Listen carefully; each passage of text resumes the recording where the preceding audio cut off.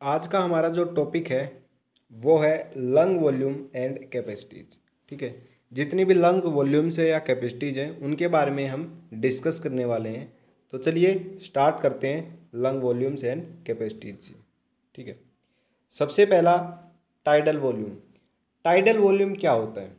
ठीक है, जब भी हम नॉर्मली सांस लेते हैं ना तो कितनी वॉल्यूम ऑफ एयर या तो बाहर छोड़ी गई या फिर हमने कितनी वॉल्यूम ऑफ एयर अंदर ली, वो कहलाता है टाइडल वॉल्यूम। यानी कि वॉल्यूम ऑफ एयर इंस्पायर्ड और एक्सपायर्ड, या तो इंस्पायर की या एक्सपायर की ड्यूरिंग नॉर्मल ब्रीदिंग। जब हम नॉर्मली सांस लेते हैं तो कितनी वॉल्यूम ऑफ एयर या तो इंस्पायर की या फिर एक्सपायर की, ठीक है, उसको हम कहेंगे टाइडल वॉल्यूम। और टाइडल वॉल्यूम कितना होता है? टाइडल वॉल्यूम को काउंट किया गया पर ब्रीथ। एक सांस में 500 ml एयर को क्या करते हैं हम, या तो एक्सपायर करते हैं या इंस्पायर करते हैं।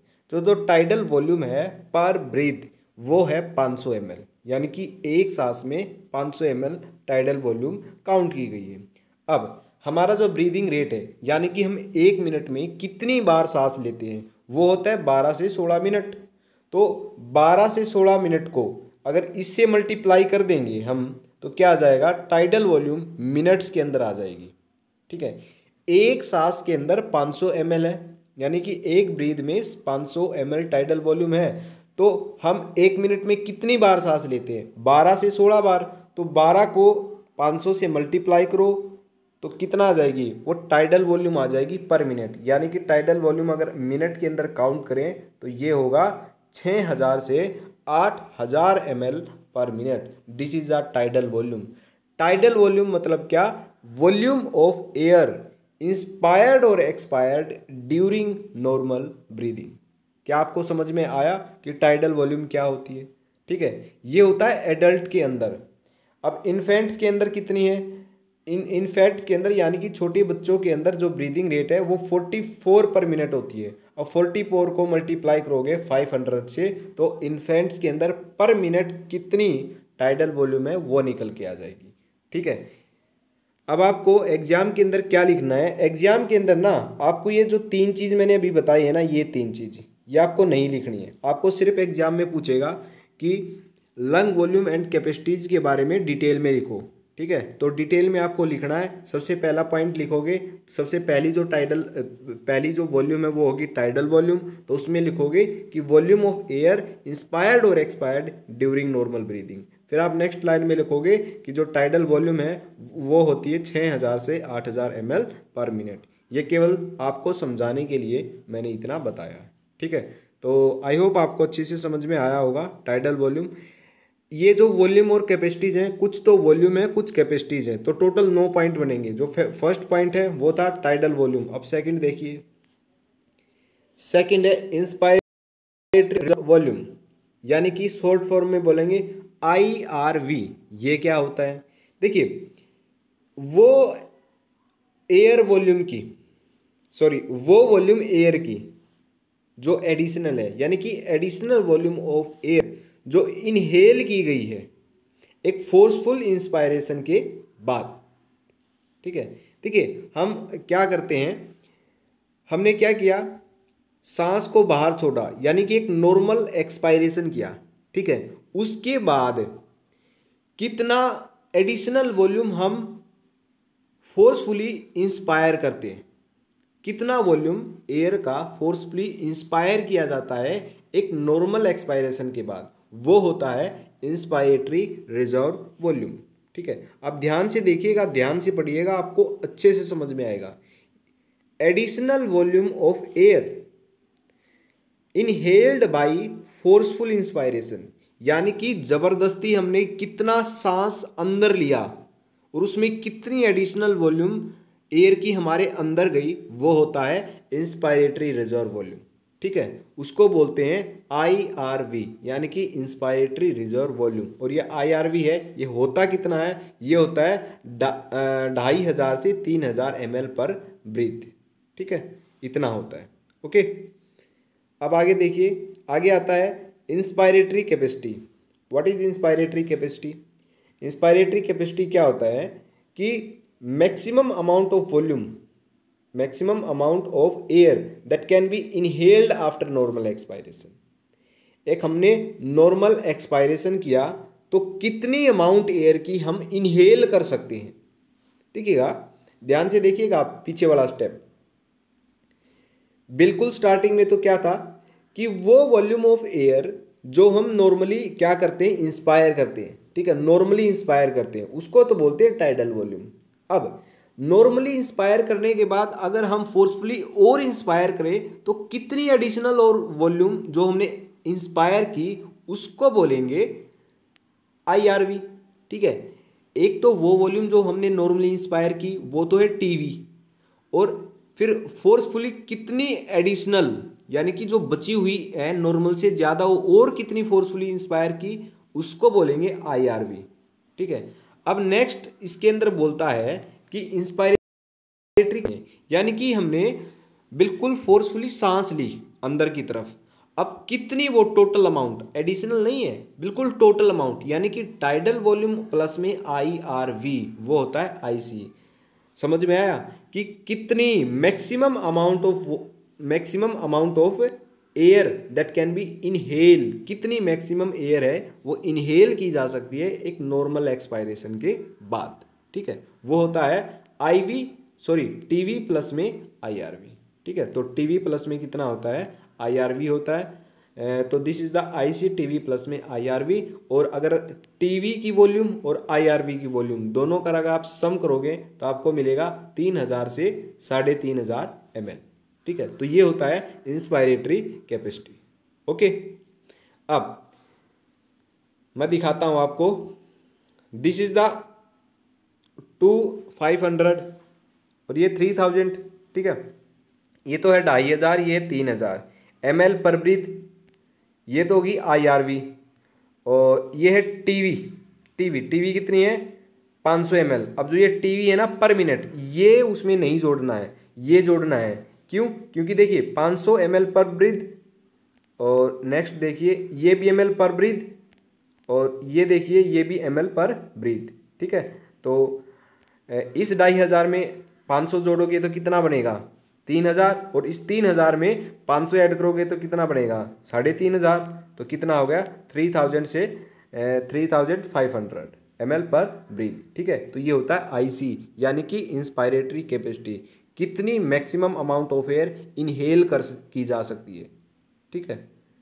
ज़्यादा से ज़्यादा कितना हम सांस ले सकते हैं उसको बोलते हैं IC, ओके। नेक्स्ट है एक्सपायरेटरी रिजर्व वॉल्यूम यानी कि ERV, ओके।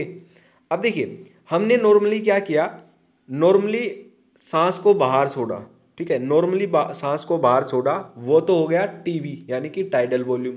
अब एक फोर्सफुली हमने सांस को बाहर छोड़ा, ठीक है। अब कितनी एडिशनल वॉल्यूम ऑफ एयर हमने एक्सपायर की उसको बोलेंगे ERV। जैसे IRV था ना वैसे ही ERV है।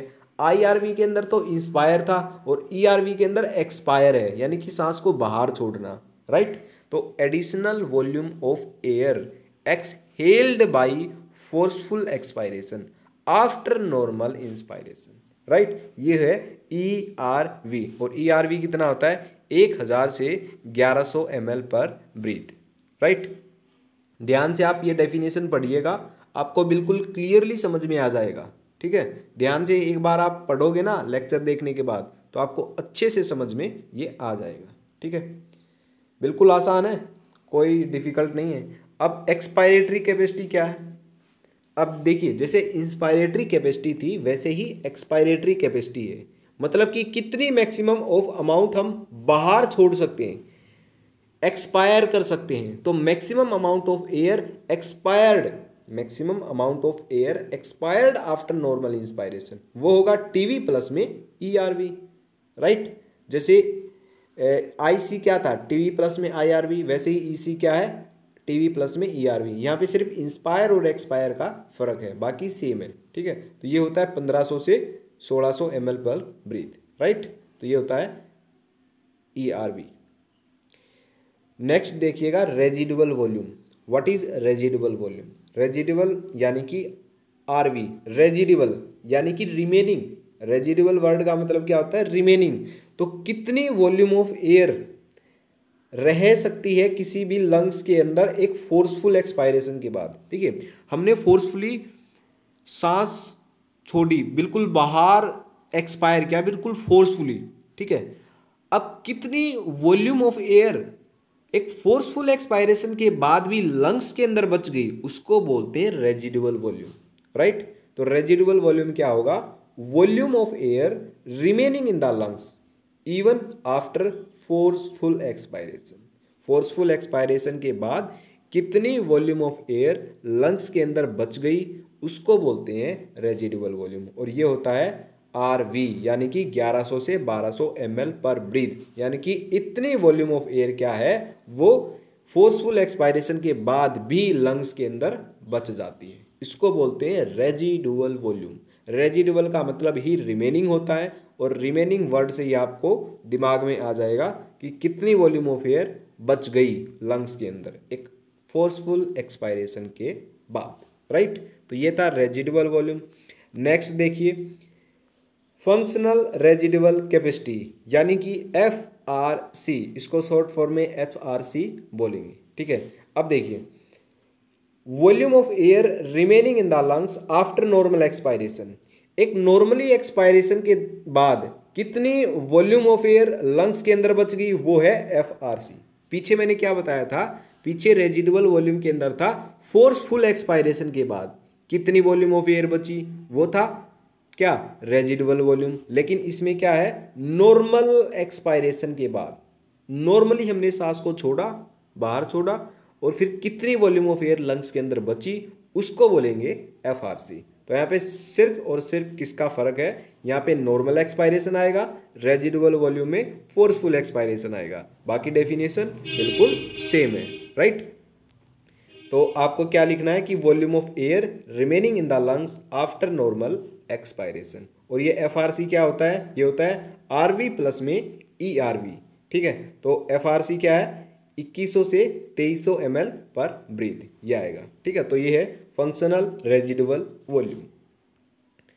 राइट, अब आता है वाइटल कैपेसिटी क्या होती है। What do you mean by vital capacity.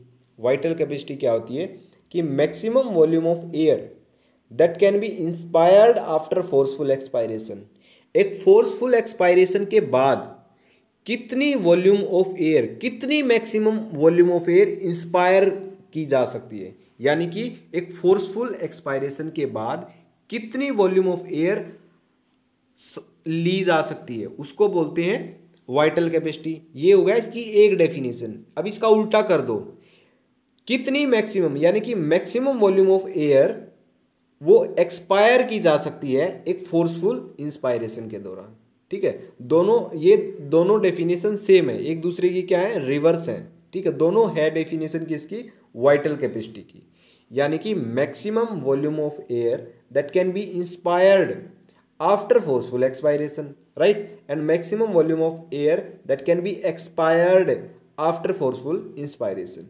यहाँ पे है इंस्पायर्ड, यहाँ पे है एक्सपायर्ड, यहाँ पे है आफ्टर फोर्सफुल एक्सपायरेशन, यहाँ है आफ्टर फोर्सफुल इंस्पायरेशन। तो फर्क सिर्फ इतना सा ही है, उसको बोलते हैं वाइटल कैपेसिटी।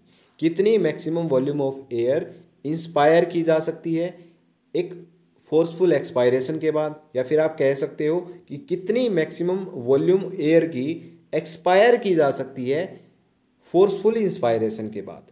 ठीक है, तो ये होता है वाइटल कैपेसिटी। आपको कंफ्यूज नहीं होना है, आपको सिर्फ ध्यान से पढ़ना है, इन डेफिनेशन को ध्यान से एक बार पढ़ना है लेक्चर देखने के बाद, ऑटोमेटिकली आपको समझ में आ जाएगी। कुछ भी डिफिकल्ट नहीं है इनके अंदर। ठीक है, और जो VC है वो होती है TV plus IRV plus ERV, और इन तीनों का सम करेंगे तो निकलेगा 4000 से 4600 4600 ml, इतना निकलेगा VC। This is the vital capacity. Right, next है टोटल लंग कैपेसिटी। ये क्या होता है, maximum volume of air that can be present in the lungs. Lungs के अंदर कितनी वॉल्यूम प्रेजेंट हो सकती है, यानी कि जो लंग है वो कितनी वॉल्यूम ऑफ एयर को लंग के अंदर रख सकता है, वो होता है टोटल लंग कैपेसिटी। और ये होता है VC प्लस में RV। ठीक है, VC प्लस में RV होता है, यानी कि 5100 से 5800 ml। This is the total lung capacity. तो ये जो 9 थी ये थी वॉल्यूम और कैपेसिटीज, किसी भी लंग की वॉल्यूम और कैपेसिटीज ये 9 थी। ठीक है, देखिए जो ये है दिस इज द कैपेसिटी, और जो 8th नंबर पे है ये भी कैपेसिटी, और बाकी जितनी भी ये बच गई पीछे ये भी कैपेसिटी है, और बाकी ये बच गई ना ये सारी की क्या है, वॉल्यूम है। ठीक है, तो ये था लंग वॉल्यूम एंड कैपेसिटीज, कुछ कैपेसिटी है कुछ वॉल्यूम है, राइट। तो आप ध्यान से देखना है। अब एक और बात, अब आपको ना एमसीक्यू के अंदर क्या पूछा जाएगा कि टाइडल वॉल्यूम जो है उसकी रेंज बताओ कितने से कितने तक है। एक ऑप्शन आपको दिया मिलेगा, ये ऑप्शन दिया मिलेगा, ठीक है। सेकंड ऑप्शन आपको दिया मिलेगा, ये दिया मिलेगा, लेकिन यहाँ पे फर्क क्या होगा, मिनट की जगह क्या दिया मिलेगा आपको, ब्रीद दिया मिलेगा, इतने पर ब्रीद होती है। तो यहाँ पे आप कंफ्यूज हो जाओगे, क्योंकि आपने याद ये भी किया है ये भी किया है, लेकिन क्या है कई बच्चे क्या करेंगे, ये ध्यान नहीं देंगे कि पर ब्रीद कितना है और पर मिनट कितना है। सिर्फ ये रट लिया जाएगा टाइडल वॉल्यूम होती है वो होती है 500 ml या फिर होती है 6000 से 8000 ml। तो इसी का फ़ायदा एग्जामिनर उठाएगा और आपको दोनों के दोनों ऑप्शन देगा, 500 ml देगा और 6000 ml भी देगा, लेकिन पर ब्रीथ देगा यहाँ पे, या तो यहाँ पे पर ब्रीथ कर देगा या फिर यहाँ पे पर मिनट कर देगा, कुछ भी कर देगा। तो आपको बिल्कुल ध्यान रखना है टाइडल वॉल्यूम जो है वो पर ब्रीथ तो होती है 500 ml और ये होता है 6000 से 8000 ml पर मिनट। ठीक है, और बस टीवी टाइडल वॉल्यूम के अंदर ही पर मिनट है, बाकी सभी के अंदर क्या है, पर ब्रीद है। बाकी सभी जितने भी 8 वॉल्यूम और जो कैपेसिटीज बच गई उसके अंदर पर ब्रीद ही है, राइट। तो ये आपको ध्यान रखना है। ठीक है, तो ये था आज का हमारा लेक्चर जिसमें हमने कवर कर लिया लंग वॉल्यूम एंड कैपेसिटीज। तो ये 5 या 10 नंबर में आपको क्वेश्चन आ सकता है कि लंग वॉल्यूम एंड कैपेसिटीज़ को लिखो। तो आप ये जो 9 लंग वॉल्यूम एंड कैपेसिटीज़ है इनको 1 बाय 1 करके लिख सकते हो। इनकी रेंज कितनी कितनी है वो लिखनी आपको ज़रूरी है और याद करनी भी ज़रूरी है। ठीक है, और रही बात नोट्स की, अगर आपको इसके नोट्स चाहिए तो आपको क्या करना है, डिस्क्रिप्शन के अंदर जाना है, वहाँ पे आपको एक लिंक दिया मिलेगा, वहाँ पे आप क्लिक कीजिए, आपको नोट्स वहाँ पे मिल जाएंगे। ठीक है, और अगर आपको कोई भी क्यूरी है, कुछ भी पूछना आपको, ठीक है, तो क्या करना है, ये मेरी इंस्टाग्राम आईडी है @pharma.dice, ये आप सर्च कीजिए और इस पर आप मैसेज करिएगा, मैं रिप्लाई ज़रूर करूँगा कोई भी किसी भी टाइप की आपको क्यूरी है तो। ठीक है, आज की वीडियो में सिर्फ इतना ही, तो मिलते हैं हम नेक्स्ट वीडियो में। हमारी जो नेक्स्ट वीडियो है वो होने वाली है मैकेनिज्म ऑफ रेस्पिरेशन, कैसे हम सांस लेते हैं, कैसे हम एक्सपायरेशन प्रोसेस करते हैं और कैसे हम इंस्पायरेशन प्रोसेस करते हैं। तो inspiration plus expiration is equal to respiration. तो mechanism of respiration next video के अंदर हम देखने वाले हैं। तो मिलते हैं नेक्स्ट वीडियो के अंदर।